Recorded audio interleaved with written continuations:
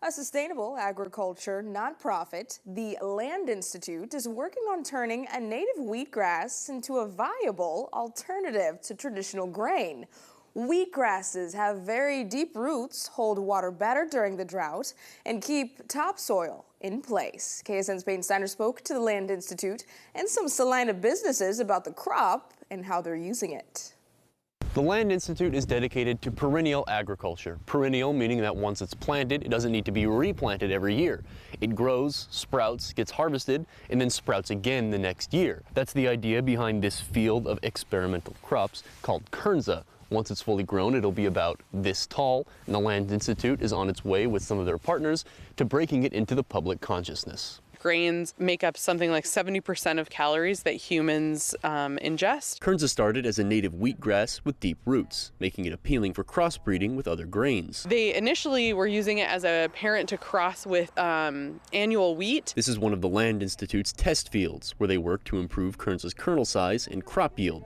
In its current state, it's only a fraction of traditional wheats. While these stocks are experimental, it happens to taste great, it makes it very easy. Products from their grains are already flowing into the wider market, a market being developed with the help of a group called Sustainagrain. Increasing the supply, making sure it's there, increasing the demand, and getting companies to want to include it in their menus and their offerings. It's a special thing that we get to be part of, kind of this new, big, exciting thing. There's a lot to choose from. Ad Astra Books and Coffee House has incorporated the product into their menu for years, even phasing out their classic bagels in favor of kernza toast. Our customer base loves it. Our entire breakfast menu is really centered around that bread.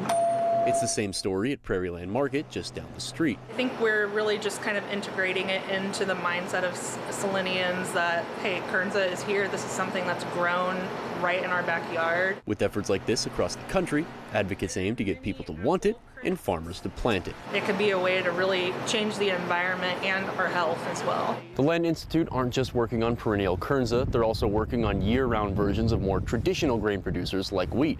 They argue that making the incentives of agriculture and economics meet means a healthier world for farmers and their consumers. Here for you in Salina, Peyton Steiner, KSN News 3.